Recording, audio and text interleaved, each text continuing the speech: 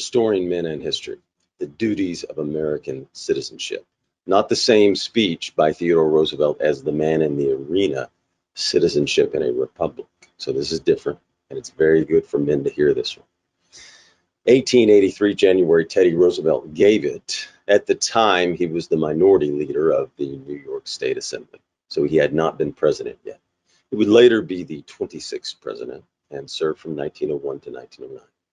But this was before that, and it's a fantastic speech for men. For fathers, for husbands, for men, it's a phenomenal speech. For citizens, it's a phenomenal speech. Gave it in Buffalo, New York, January 26, 1883. And here he goes. Of course, in one sense, the first essential for a man's being a good citizen is his possession of the home virtues of which we think when we call a man by the emphatic objective of manly. No man can be a good citizen who is not a good husband and a good father, who is not honest in his dealings with other men and women, faithful to his friends, and fearless in the presence of his foes, who has not got a sound heart, a sound mind, and a sound body. Exactly as no amount of attention to civil duties will save a nation if the domestic life is undermined, or if there is lack of the rude military virtues which alone can assure a country's position in the world. Outstanding speech for men and citizens. So look at all the problems in the world today. And he says the first essential for a man's being a good citizen is his possession of home virtues, of which we think when we call a man by the emphatic adjective of manly. So it's manly to be a good husband, a good father, right? That's what he's saying. What are some other manly virtues? We went over the virtues in video 2. Valor, vigilance, energy, friendship. Aristotle says about those. So he's saying you can't be a good citizen unless you're a good husband and a good father, and that is manly. And think of all the issues today that could be solved and addressed if we had a lot more good fathers and good husbands. As long as you have freedom to operate in and the Constitution. Think of all the problems that have come to boys and girls who have uninvolved or absent fathers. Father's not involved with his son. The statistics show that he's much more likely to go to prison. He's much more likely to have issues and problems. So there's a huge price in society for that, and it doesn't get talked about enough. Family's the smallest political institution. So where can you learn how to be a man? From your father, right? That's one place. You can learn it from movies and literature too, if you watch or read the right books. Where do you get your values from? Where do you get your virtues from? Who teaches you values and virtues? Your father, the church, books and literature, where?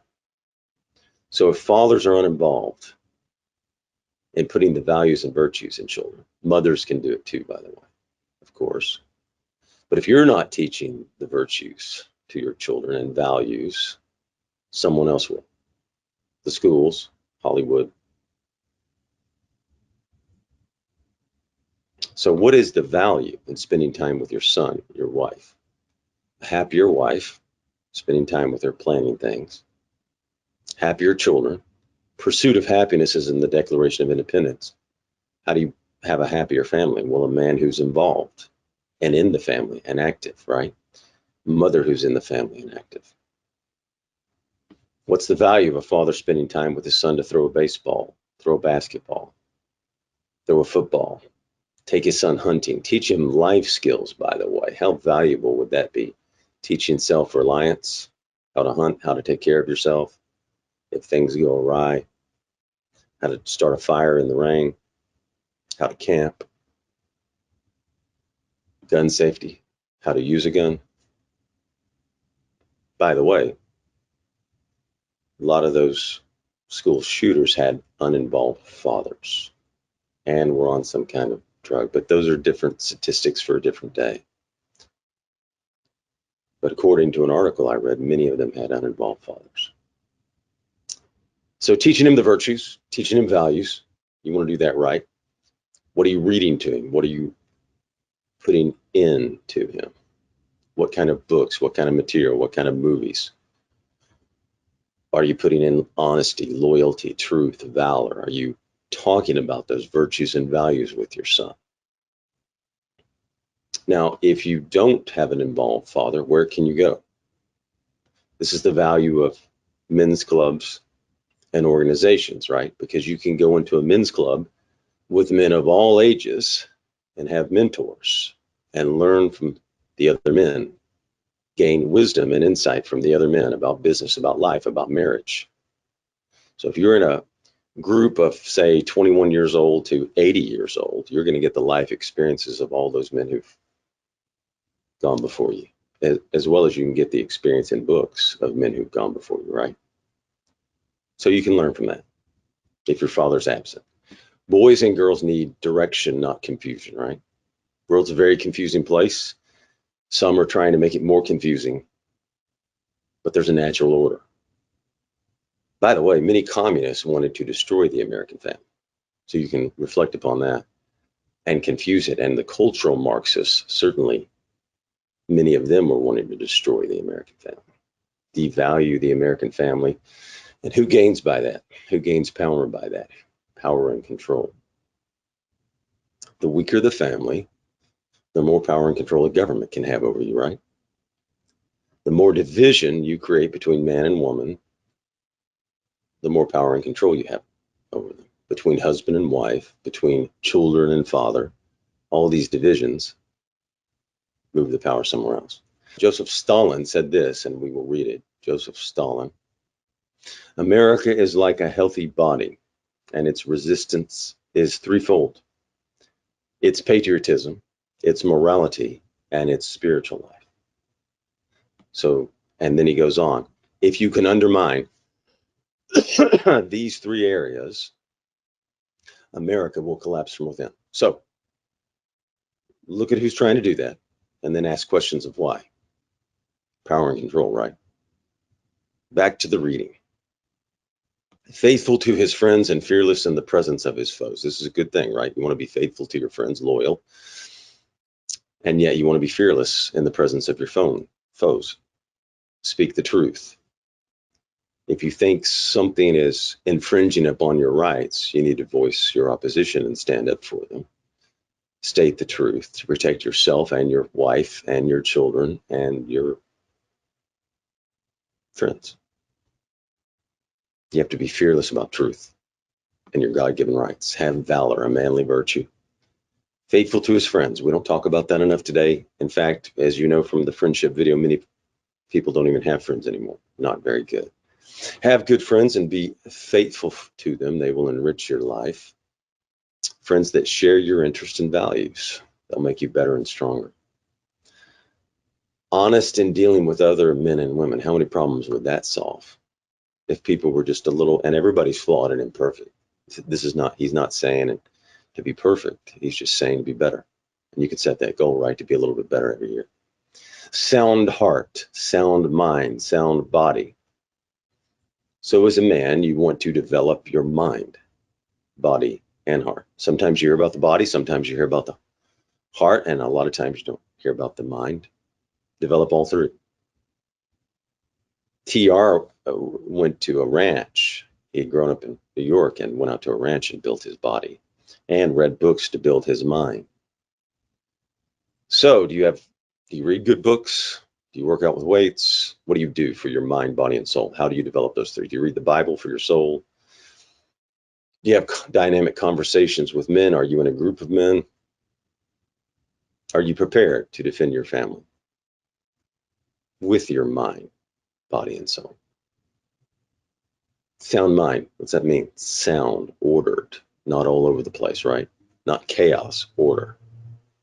Able to think through plans and actions, able to make your plans for your purpose, because as a man, you have to find a purpose. Able to look at information and parse it.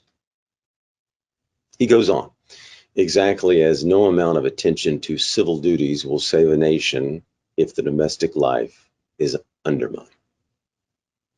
So who is trying to undermine domestic life with their policies? What incentives? Or maybe they were even good incentives, but were created by the government that ended up undermining the father and family. So later he'll talk about getting involved in politics, and this is why you have to be involved in politics, because that will affect your family. That will affect being a good husband and good father. So LBJ created incentives in his War on Poverty, which we now know, and Milton Friedman talks about incentives outcomes. You may have good intentions by creating certain incentives, and they may have a bad outcome. And now we know that LBJ's War on Poverty did not do well for the family, because it's quite simple. So the American family is important, and it has been undermined. And he's saying here, do not undermine. Create divisions in the family, and we're weaker as a nation.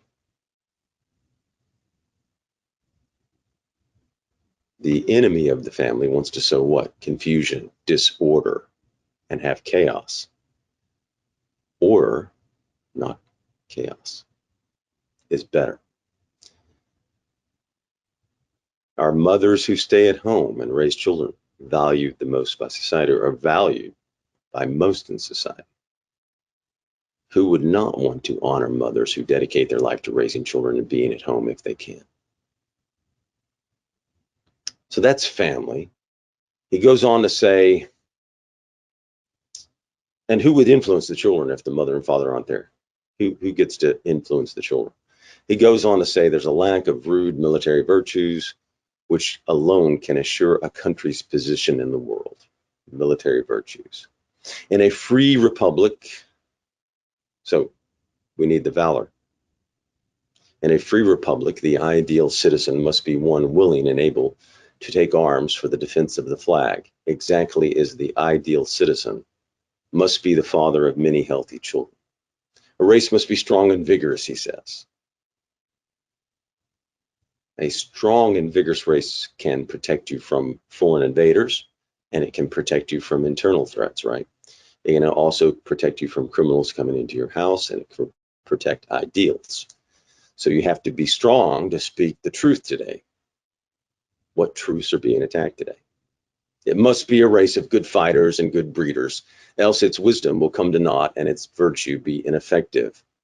And no sweetness and delicacy, no love for and appreciation of beauty in art or literature, no capacity for building up material prosperity can possibly atone for the lack of the great virile virtues. So speak the truth. Some try to twist going back what beauty even is now, and confuse truth, confuse beauty. So we have to be standing for that. So first you have to appreciate real beauty and truth. Secondly, no capacity for building up material prosperity can possibly atone for the lack of the great virile virtues. So materialism without the great virile virtues is not good for a nation. Materialism, consumerism, you got to be balanced, right? And without men with manly virtues, he makes a pretty large statement, pretty important. Without men with manly virtues, a nation is what? Doomed, he says. You have to have balance, not just focus on materialism. Men are important. You men are important. Manliness is important. Manly virtues are important to a nation, or it is doomed, gentlemen. Valor, honor, strength, manly traits. He goes on. But this is aside from my subject. For what I wish to talk of is the attitude of the American citizen in civic life. It ought to be axiomatic in this country that every man must devote a reasonable share of his time to doing his duty in the political life of the community. No man has a right to shirk his political duties under whatever plea of pleasure or business. And while such shirking may be pardoned in those of small means, it is entirely unpardonable in those among whom it is most common, and the people whose circumstances give them freedom in the struggle for life. Insofar as the community grows to think rightly, it will likewise grow to regard the young man of means who shirks his duty to the state in time of peace as being only 1 degree worse than the man who thus shirks in time of war. Duty. It's talking about duty, political duty. A great many of our men in business, or of our young men who are bent on enjoying life, and he says, as they have a perfect right to do, if only they do not sacrifice other things to enjoyment, rather plume themselves upon being good citizens if they even vote. Yet voting is the very least of their duties, he says. That's the least of the duties. Nothing worth gaining is ever gained without effort. And that's a good life lesson, right? You can't really gain anything without a lot of effort. You can no more have freedom without striving and suffering for it than you can win success as a banker or a lawyer without labor and effort, without self-denial in youth, and the display of a ready and alert intelligence in middle age. So if you want to have freedom, he's just saying you got to strive for it. You got to put labor and energy into it. Put time into working for freedom because it's important. Suffer for it. It takes a lot of effort to have freedom, he's saying. You have to pay attention, be aware, and put energy into it. He goes on, the people who say that they have not time to attend to politics are simply saying that they are unfit to live in a free community. Their place is under a despotism. Or if they are content to do nothing but vote, you can take despotism tempered by an occasional plebiscite like that of the second Napoleon. So he's again saying, make time to pay attention to politics or you'll end up under despotism. Read, watch what's going on, be aware, or you won't be able to be a good father. You won't be able to have a good family. If you don't have freedom, you can't be those things. You'll be under despotism. He goes on to talk about the stanza. In one of Lowell's magnificent stanzas about the Civil War, he speaks of the fact which his countrymen were then learning, that freedom is not a gift that tarries long in the hands of cowards, nor yet does it tarry long in the hands of the sluggard and the idler, in the hands of the man so much absorbed in the pursuit of pleasure or in the pursuit of gain, or so much wrapped up in his own easy home life as to be unable to take his part in the rough struggle with his fellow men for political supremacy. If freedom is worth having, if the right of self-government is a valuable right, then the one and the other must be retained exactly as our forefathers acquired them, by labor, and especially by labor in organization. That is in combination with our fellows who have the same interest and the same principles. So you need to be organized with other men. Freedom and self-government, if you want to keep it, combine with your fellows who have the same interest and principles. Do you have a group of men that you meet with regularly that have the same interest and virtues, the same principles? You can't do it alone, he's saying. And that's true, I believe. You're going to need help to stand for principles and freedom. And man is not meant to be alone, right? Anyway, isolation is good for whom? That will not usually enrich you and give you happiness. So if you want happiness, you don't want to be alone either. So there's a part to being effective and there's a part to being happy. If you don't have freedom, I don't know how many would be happy in that. Maybe some, but